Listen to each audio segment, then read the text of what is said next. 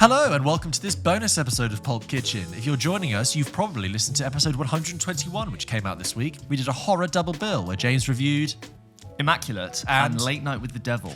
And this day, today, no, this day, and on this day, and on this bonus episode, we'll be doing an 80s reboot double bill. Yes, wow, the thing you've always asked for. Yeah. It's a review of Ghostbusters Frozen Empire and the reboot of Roadhouse. Like a remake versus more than a reboot, I'd say. Ghostbusters is more of a remake. No, sorry, Roadhouse is more of a remake. I'm sorry, you're right, it is more of a remake. But broadly speaking, a derivative idea. Yeah. Let's begin with... Scrape the IP barrel. What do we got? Some Patrick Swayze film he's about to... Anyway. Let's go back. Let's start with Ghostbusters Frozen Empire. So James and I were able to go see this at a fun little screening event in Leicester Square. Huge screening last event. week. They had the Ghostbusters car out front, people in proton packs. We had a couple of mates come along, and there was quite a lot of activity. And we're going in fairly ambivalent, to be honest, because I've never been a huge fan of the original Ghostbusters. I think it's fine. I think it's been overrated for me. Ghostbusters 2 I've never seen. Ghostbusters 2016 tried, didn't work. I didn't see 2021's Ghostbusters Afterlife, and I think I was quite mean about it on this show. I was like, who's wanting a Ghostbusters movie in this time? I feel similar. I've seen Ghostbusters 1, I've seen 2016, not seen After. I've seen half of the films, right? Or now I've seen more than half. But I feel like it's multiple things. I think we didn't grow up with it. Yeah. And I think there's a real moment in time that's captured in that original Ghostbusters concept that I don't think necessarily catches younger generations for people. So my dad has a real fondness for Ghostbusters. He's like, oh yeah, Ghostbusters, great film, but he's not watching it regularly. Yeah. But I've since seen it and I'm like, yeah, it's fun. Bill Murray, it's sort of him doing his comedic thing. It's funny, but I was never hugely taken by it. I think also if you rewatch it, there's a lot of things in there that are quite out there and some sort comments. of sexual jokes. Sexual bizarre. jokes are really quite bizarre from the 80s, but needless to say, I know of people on the internet who are like, Ghostbusters is their thing and they just love it and they wear the proton packs. I'm like, what are you clinging to that this is your franchise? Yeah. I've always wondered, you've got one good film. Yes. It reminds me... I know you can say the same, that there are actually very few good Star Wars films, and as we go on, the number of good Star Wars films is lower and lower, but almost there's still quite a lot to grab onto there, whereas with Ghostbusters, I'm like, sure, if you like it, more power to you. It kind of reminds me a bit of Men in Black, which is great, one solid film, and then they've tried to spin several films off. And then you go afterwards. from 2015, 16 Ghostbusters to this, what it originally was feels so diluted and changed by studios. I've never really... It doesn't drop into my head at all. I know, exactly. It's not in the current cultural landscape. It's not something that people walk around with. Much as they're trying to make it. Exactly. And I've heard that the 2021 Ghostbusters Afterlife was just one wall-to-wall nostalgia fest. Just do you remember this? Do you remember that? It had the same trailer structure as a lot of the modern remakes have, with a reduced piano theme of the song you love and now remember, slowly building. Is it true what they did before? Yeah, it happened. Harrison Ford in the Millennium Falcon scene, but just insert that into everything. Someone blows the dust off of an old relic from the past. Yeah. And you see an old photo of those actors that you love. Yeah, and here they are with their faces stapled back. So we went to see this, but the reason we accepted it is because I don't know about you, James, but I was curious to see how they are re-injecting an old IP into the current landscape. I thought, okay, I'll give this a chance. Why not? It's nice to be invited. And like I said, it was a big event. Yeah, I really love Paul Rudd. And all the talent involved.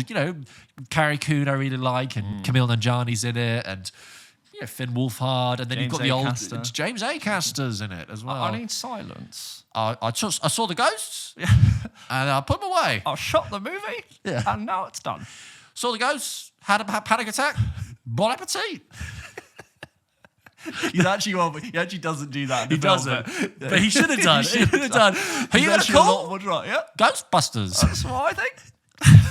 Scary creatures. Anyway, That was James Acaster. If you're not British, you probably don't know James Acaster. If you are, that's it. So we go into. I thought it was funny as well. So me, James, and a mate of mine, we go in. First of all, they're trying to create a bit of atmosphere, which is fine. But I turned up like 1.5 beers in. Yeah, and the bouncer on the door was like, just checking our bags, and then she was like, "And who you going to call?" And the three of us just went, "Ghost." We went, "Ghostbusters." Yeah, it was kind of this sort of lackluster. Oh yeah. I really wanted to be like my mum to pick me up. I was like, "What?" Oh, yeah. Nice. So we go in, and as explained in the main episode this week, we had lots of Monster Munch. Lots of huge. We settle into the big recliner chairs, and everyone had a huge bag. I ate 2 of them. Yeah, terrible. Anyway, so Ghostbusters: Frozen Empire. How to describe it? So after the events of Afterlife, which you don't really need to have seen because they do explain it, but basically, Paul Rudd's not their dad, but he's like he's dating the mum, and the mum has 2 kids, Finn Wolfhard and McKenna Grace, and McKenna Grace is really like nerdy and they're into ghosts. Anyway, Spengler's they kid. are Spengler's kids. Spengler, who was played in the original film by Harold Ramis, who sadly passed away about 10 years ago, and they in Afterlife basically took up the mantle, and now they're back in New York because Winston Zedemeyer, played by Ernie Hudson, who's now a multi-millionaire philanthropist, gave them the old firehouse and said, "You can take up the Ghostbusters." So the Ghostbusters are back in New York, where they belong, and they're running around catching ghosts. But actually, not really. Not There's really. An opening scene. That's one of my problems with the film. There's an opening scene. Not a lot of ghost busting. They catch ghosts, and the rest of it seems to do no ghost busting. Yeah. So the thing is, like, you'll finally bring it back to New York. Yeah. Anyway, so there they are, and the nerdy kid likes to be nerdy, wants to catch ghosts, but she's too young. And Finn Wolfhard is in the movie, and Carrie Coon just wants them to be a happy family, and Paul Rudd just wants to be their dad. And then, Bill Murray's around, and Dan Aykroyd runs a spooky old shop with this other kid who I guess was in the other movie, but doesn't really need to be in this one. Yeah. Annie Potts from the first Ghostbusters also knocks around. I mean, there's a lot of people just walking across screen. People just like a lava lamp of people.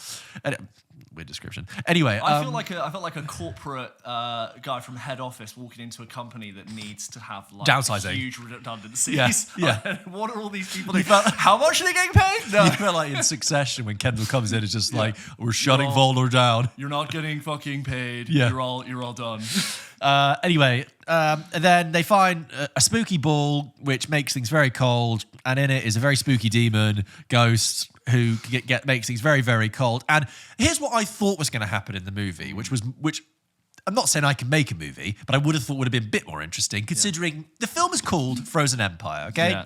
And the marketing is New York, full frozen. The ice coming out of the beach sand. Exactly. I thought the movie was going to be first act, introducing to the characters, and then suddenly the inciting incident is ice everywhere. We're in the Frozen Empire. New York is under siege as cold. And in this cold environment, the Ghostbusters have to find out what to do and how to do this ghost. No.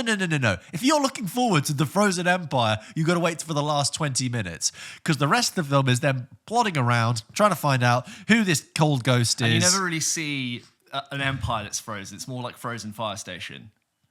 Yeah, Frozen Fire Station. You don't even see like Frozen Central Park. You just sort of see Frozen and the couple of streets. It's Frozen Hell's Kitchen. That's what it is. Yeah. Frozen meat packing area. Yeah, district. Yeah. A district is an area. That's what they'd call it. Anyway, the meat... You go to New York, like, hi, where's the meat packing area? It's downstairs. Oh, you mean the district? The district. Well, you got to go down. Anyway, that's what happens. Sirens are lots of things go on. There are cameos. There are callbacks. There are lots of people. Yeah. Ghostbusters Frozen Empire. James, give us your 2 cents. Well, like you said, so quite happy to go in for... someone said to me the other day, I described something as a very much a studio movie. And my friend asked me, what do you mean by studio movie? And I said, Ghostbusters 2016 is my example of like a prime studio movie. Yeah. And I thought, this really does feel very studio.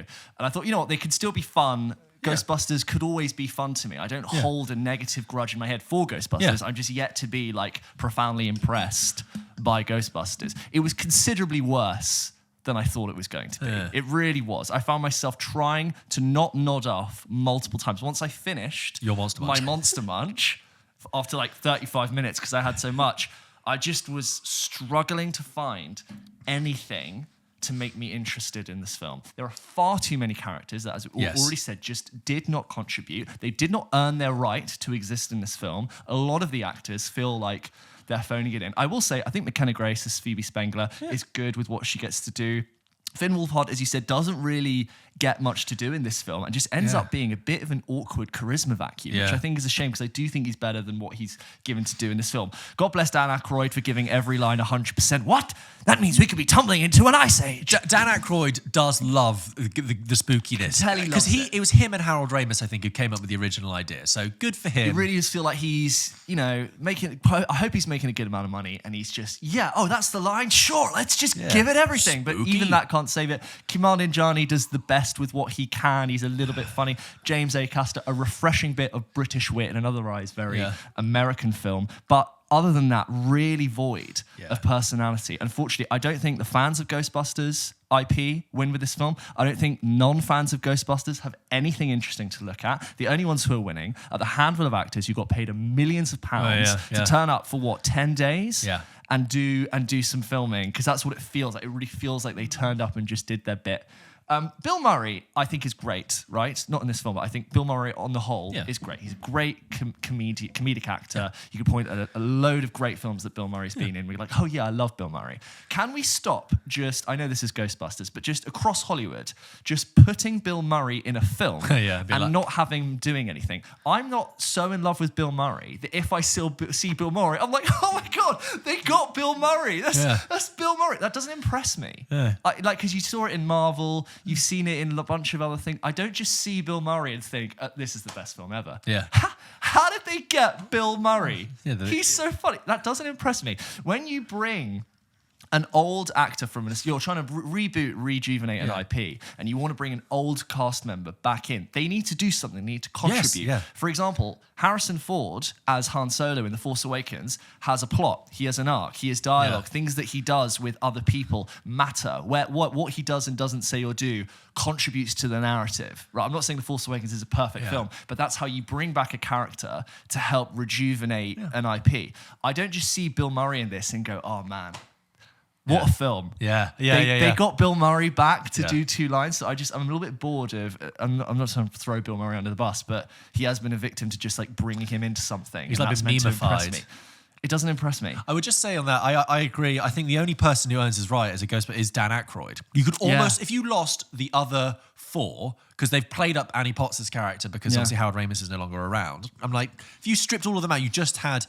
He's the only one that's material to the plot because he has the shop. You could say Ernie Hudson has the laboratory, but really, it's just Dan Aykroyd you need. And there's a moment sort of towards the end when, everything needs to be fought, and they sort of show the firehouse, and you've got all of these characters intricately blocked. And I'm like, there's just way too many of you. I think it's like 11 people in one room. Too many. Like, what have you all done? Finn Wolfhard as well. Like, he has a scene where he goes to an attic and fights the green slimy thing. Other than that, he does nothing. He really is in it. He's absent. He's very absent. It also reminded me that at the beginning of the screening, Alex Zane introduced it and he said, and please guys, could you refrain from posting any spoilers when you review the film? Because there are lots of spoilers in this movie. Spoil what? There's nothing to spoil. Nothing to spoil. So I was expecting, there is like a couple of the old Ghostbusters going to get killed. Like something like that, like a Harrison Ford thing, or chest exactly, burster. like consequences. Whoa, No, nothing. I couldn't spoil this movie for you if I tried. Cold and horny, 12 o'clock. Bill Murray says that because the villain has horns and it's cold. It's like, okay, There's fine. one line that I went, and it's where they need a match, they need a light, and Dan Aykroyd says, I gave up smoking in the 90s, and Bill Murray says, I'm proud of you then, proud of you now. And that's the same sound you heard in the auditorium. Probably 5 million. 5 million per word. Congrats to Bill Murray and Dan Aykroyd for just cashing in on this. Paul Rudd, super ineffectual and just as I said in the other episode, like just becoming a bit of a sort of comedy dad schmuck. Despite being a very charismatic screen presence in other things. A guy who's in Endgame, a great warm presence. You see him in interviews and everything. I like Paul Rudd I like to see Paul Rudd. How good is that scene in Endgame when he goes to see his kid who's not seen him for 5 years? He's like, you're so big. And then he comes and explains the concept of time. Yeah, he's great in that. And this, no. Awful CG. Yep. Immediately dated, immediately bad. I don't want to rip on this film for too long, I think. But like the whole thing about plot is that there's nothing in the trailer that isn't in the film. It's just an expanded version of that trailer. I think what's quite, because the thing is, I wasn't watching it being like, oh my god, this is terrible, or what. I just felt nothing, right? And I sit there and I'm thinking, what was your point of this film? What were you trying to say? And it very much feels like they had an Excel spreadsheet and they had a slot that said untitled Ghostbusters reboot sequel. Yeah. And we'll just commission it and we'll work out everything later, because there's nothing about it that feels to have any sort of dramatic point. No. It's just sort of, it ends basically. The characters don't go. There's no resolution. The characters end the film exactly where they started. Basically, exactly where they started. There's a sort of vague emotional arc, but like there's really what I was like. What are you trying to say? I felt like you're treading water to try and make enough money so you can justify coming back for a third untitled Ghostbusters reboot sequel in 2026. Assuming it makes money, it's just ready. Well, it's doing okay at the moment. I just checked this morning. Yeah, so we friend of the show and a guest reviewer, Henry Calvert. We caught up with him afterwards, and I remember catching his eyes. And he just went, oh my god! And he was like, "Really, a sky beam in 2024?" Like, because there's a sky beam at one point that doesn't matter to any. It's not like a sky beam crucial to the plot. Like no, but when it Steel. happened, I was like, really? 2024, really? Yeah. I mean, that was 2012. That whole thing came around. It's meaningless, pointless, and not very fun. I guess the message is, if you're thinking of like, oh yeah, what's like a fun family film for the film for the whole family? Oh yeah, I remember Ghostbusters. I promise you, there's very little, if anything, to be gained from going to see it. Empty calorie movie, Like Monster Munch. Unfortunately, the Monster Munch 8 were not empty calories. Still, that was probably the highlight for you, wasn't it? Just getting Munch. some free snacks. Yeah, I had a free beer. Other thing, sorry, I actually think I've personally for me, well, the best thing about the original Ghostbusters is the song, okay? Yeah. Which is a bop, it is a banger, it's a massive hit, it's iconic, okay? You just age yourself by like 20 years calling a song a bop. But. No, people call that song a bop. That's internet parlance at the moment. Bop. But like that's been reclaimed. Yeah. I can still say it's a bop. I'm not from the 50s when they said like this song is a real bop. It's a real jitterbug. I guess a Gen X wouldn't say it. Yeah, okay. I have a vocabulary. I'll give you a reference. I also called it 3 different things. Choose your one. Hey, that's a bop. Yeah, it's a bop. It's a bop. It's a hit. It's a tune. It's a classic. It's iconic. Okay, let me get back to my point. And I'm thinking, you've got to use that. You've got to use that song. I was like, they're going to use it in the film. And I look forward to obviously, you can't overuse it. They're going to save it and use it for some point. And true enough, they don't use the song for ages and ages and ages. And that's fine. And I'm thinking, I'm like, can I say it? Let me get to the point. Yeah, I'm thinking, okay, you're going to get to a point and you're going to have the which is great. We're all there. We're all ready for the Ghostbusters theme tune. And what they actually do is just sort of put it on half volume during a massive crowd scene. And before you know it, you just sort of hear... And I'm like, what? Yeah. You could have kicked that. You don't even know how to use your own material. The film almost fades itself out. There's like a vapor, moment, like a song. Vapor. You know when songs just repeat the chorus until it fades. Yeah. Ellie, are you okay? So Ellie just keeps going. And Paul Rudd's like, hey, let's go get our proton packs. Anyway, that's enough. That's Ghostbusters Frozen Empire for you.